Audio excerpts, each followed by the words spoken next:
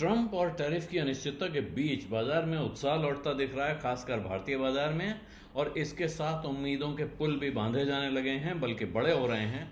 Nomura ने Nifty का नया टारगेट दे दिया है कि मार्च 2026 तक, यानी यहां से एक साल बाद, अब उन्हें निफ्टी 24,970 पर दिख रहा है।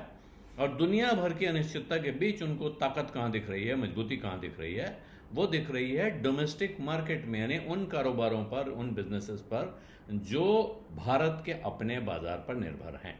तो उनका कहना है कि भारत के बाजार ने दुनिया भर की अनिश्चितता के बीच में एक ज़बरदस्त मजबूती दिखाई है, एक रेजिलियंस दिखाया है।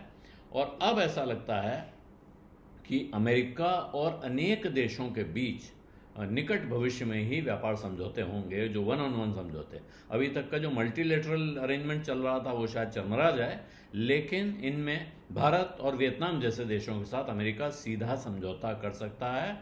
और इसे देखते हुए नोमुरा ने अपना मार्च 2026 का फोरकास्ट निफ्टी का 24,970 पर पहुंचाया है, यानी कि रिवाइज किया है।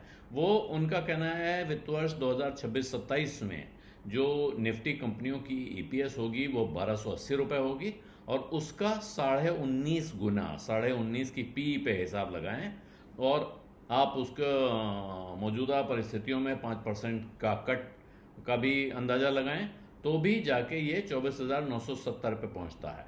अभी तक वो 18.5 के पी पे कैलकुलेशन कर रहे थे, अब उन्होंने उसको बढ़ा के 19.5 कर दिया है।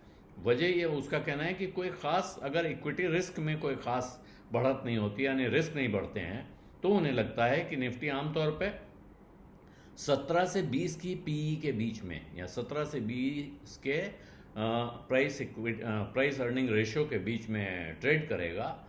और इस हिसाब से इन्होंने ये गणित लगाया है, और यहाँ से उन्हें बाजार का रिटर्न 9% नीचे से लेके 7% ऊपर तक का दिखाई पड़ रहा है आने वाले एक साल में।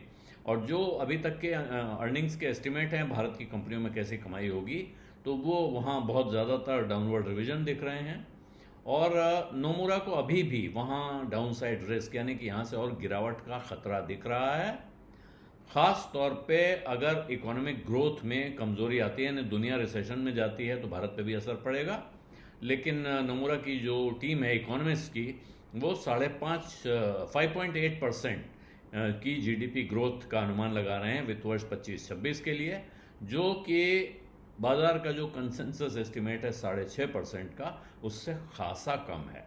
नोमुरा का कहना है कि भारत के जो इक्विटी बाजार हैं उन्होंने बहुत मजबूती दिखाई है हाल में, ये टैरिफ वैरिफ की सारी चिंताओं के बावजूद।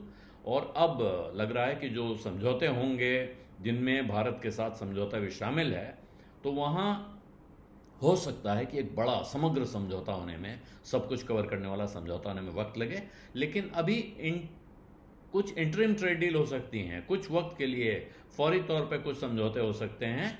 और ये 90 दिन का जो मॉरिटोरियम लगा हुआ है टैरिफ पर, उसके बीच में ही बहुत से देशों के साथ समझौते हो जाएंगे रेसिप्रोकल, कि हमारे आपके बीच लेन देन इस भाव पे, इस शर्तों पे होगा।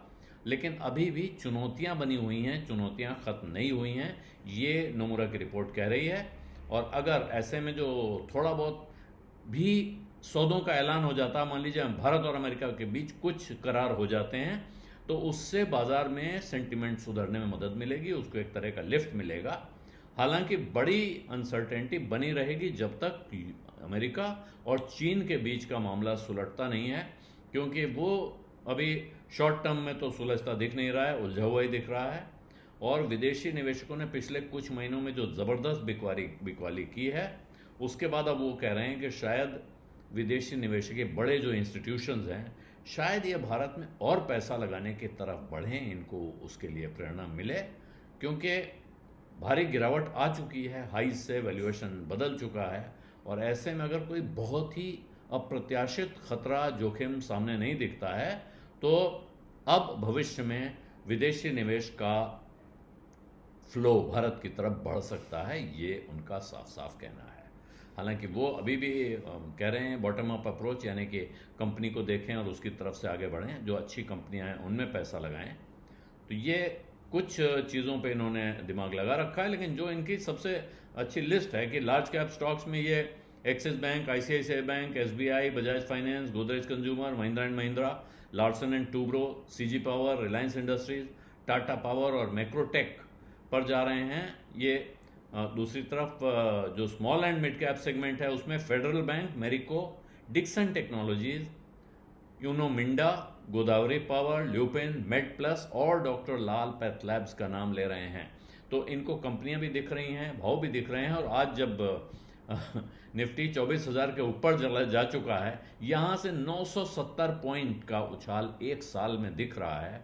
क्या यही अनुमान कायम रहेगा या बाजार इस अनुमान को बहुत जल्दी ही पार करके दिखा देगा? ये देखने वाली बात है। बाजार में बहुत सारे लोग ये भी कह रहे हैं, आपने वो रिपोर्ट्स आपको याद होनी चाहिए, पिछले ही कुछ दिनों में आई हैं, कि इसी साल यानी 2025 में नया हाई बन जाएगा। अगर नया हाई बन जाएगा तो जाहिर है 24,970 का ये टारगेट पीछे छूट जाएगा वक्त से काफ़ी पहले ही। बिज़ अड्डा में आज इतना ही। इजाज़त दीजिए। धन्यवाद। नमस्कार।